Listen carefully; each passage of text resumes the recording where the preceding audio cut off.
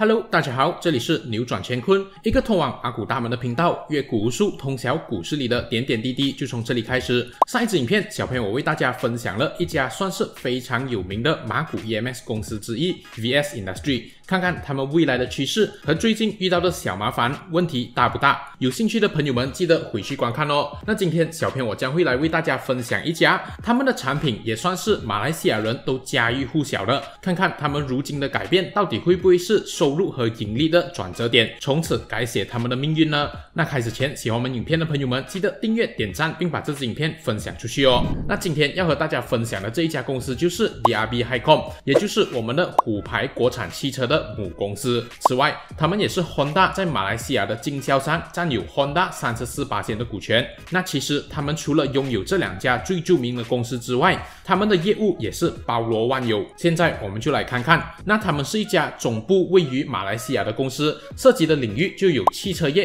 邮政业、金融服务和房地产。那首先我们来说他们的汽车行业，就有从事摩托车、商用车、国防用车、救护车、警车、消防车、垃圾车、压路机等等定制车辆的制造、组装、检验、分销、销售和售后服务。此外，他们也是国内和全球汽车制造商和原始设备制造商 OEM 的合同制造商。而他们的服务部门就包括废料管理、车辆检查、银行业务、物流和零部件的制造。而且他们也有专业的技术教育机构，例如 DRB Hycom 的马来西亚汽车大学和 Academy Saga， 他们的业务涉及整个汽车链生态系统，简直就是包山包海。那他们最为人所知的就是大马第一国产车宝腾 Proton， 而在2017年时 Proton 和吉利是已经正式达成了合作关系，也就是吉利以 4.6 亿令吉认购了 Proton 49.9% 的股权，以及 Proton 旗下跑车品牌 Lotus 的 51% 的股权，同时也成为了 Proton 的唯一合作伙伴。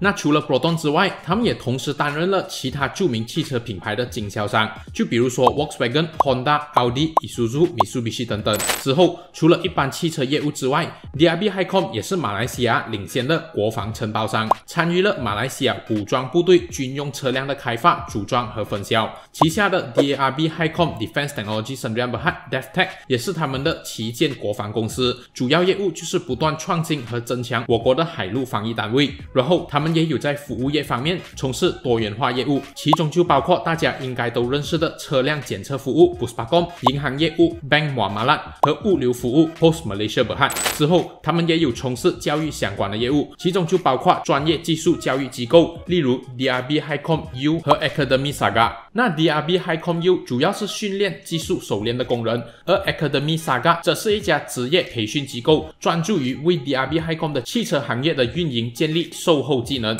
除了这一些， DRB Hycom 也是一家综合性的房地产开发、房地产、建筑和酒店解决方案提供商。在过去的20年里，他们已经成为住宅、商业、工业、酒店和综合城镇开发领域值得信赖的品牌。那了解了他们大致上的背景之后，我们就来看看他们的收入分布。从这里我们可以看到，他们最主要的核心业务是汽车部门，在2021年的财政年里获得了 1.23 个 billion 的收入，占了他们总收入的 65%。而其次的收入就来自邮政 1.5 个 billion， 占了12%， 银行 1.14 个 billion， 占了 9%， 和服务业914个 million， 也就是 7%， 航空以及国防620个 million， 5%， 以及房地产241个 million， 2%。 那接下来我们就来看看他们这个季度的业绩表现如何。首先，他们的收入是从上个季度的 2.1 个 billion 上涨到了 4.1 个 billion， 大约上涨了1倍之多。而盈利方面则是从上个季度的 179.4 个 million 亏损变成了 117.5 个 million 的盈利。至于盈利率方面，也从上个季度的负 8.5 个%上涨到了 2.8 个%。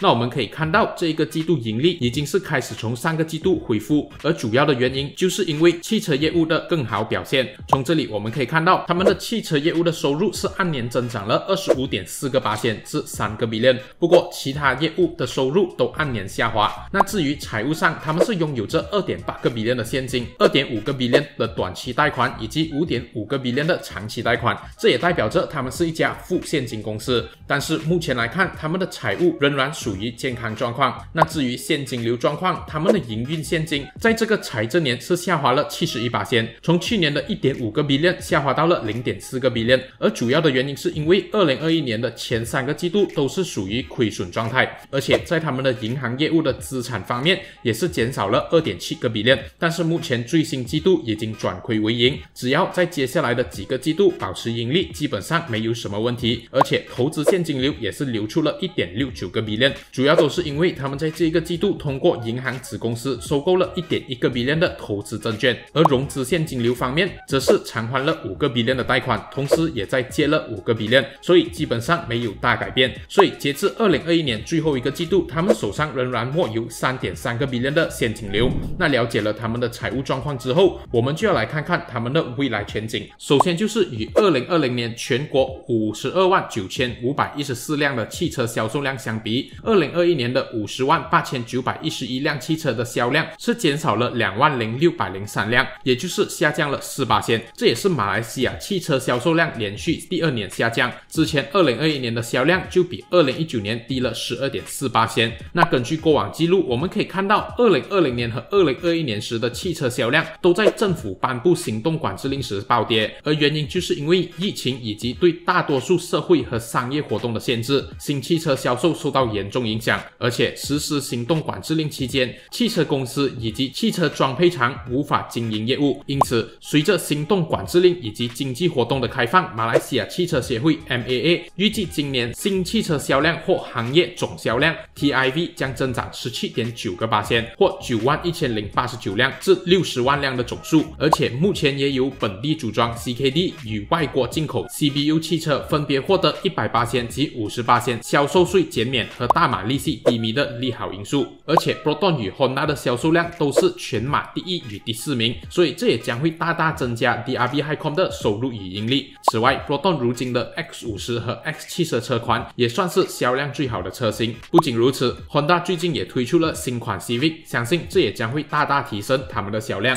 那至于利空方面，就是如今的汽车业务都面临的问题，那就是芯片短缺。如今新一代的汽车很多都有着高端的电子设施，所以也依赖大量的芯片。但是全球最大的代工芯片制造商台积电表示，全球芯片短缺可能会持续，而且生产的所有类型芯片的产能都很紧张。因为在近期事件扰乱全球供应链之后，预计制造商将囤积更多的芯片和其他组件。那近期的事件就有俄罗斯入侵乌克兰，以及因为 COVID-19 爆发而对半导体生产中心上海实施的严格封锁，而这些最新因素都会给全球芯片供应链带来压力。因此 DRB HiCom 旗下的汽车品牌都会面临芯片短缺而影响产能的风险。那在为大家总结之前，这里也要送大家一个福利，那就是如果你是新手想要开设投资户口并享有 0.05% 最低水钱和良好服务的话，可以在这支影片留言区的 Pin Comment 了解更多哦，并且声明此推荐纯粹是想要新手们受惠于节约投资成本，少走冤枉路，并没有任何的商业或利益关系哦。回到总结，我们可以看到 DRB HiCom 如今的股价是非常的低迷，但是我们可以看到他们的盈利已经开始恢复，而且行业已经开始走出了迷雾。不仅如此，相信 X50 和新款的 Honda Civic 都是非常抢手的车款。那荧幕前的朋友们，你们觉得未来他们的股价将会迎来反弹吗？觉得会的朋友们请在留言区打上1，觉得不会的请打上2，并留下您的高见哦。影片的最后也要提醒大家，有些故事用于赞颂，有些用于警戒，自我判断能力很重要，请大家三思而后行。喜欢的朋友们记得把这支影片分享给你身边的人一起学习，下期更精彩，请敬请期待。谢谢大家的收看。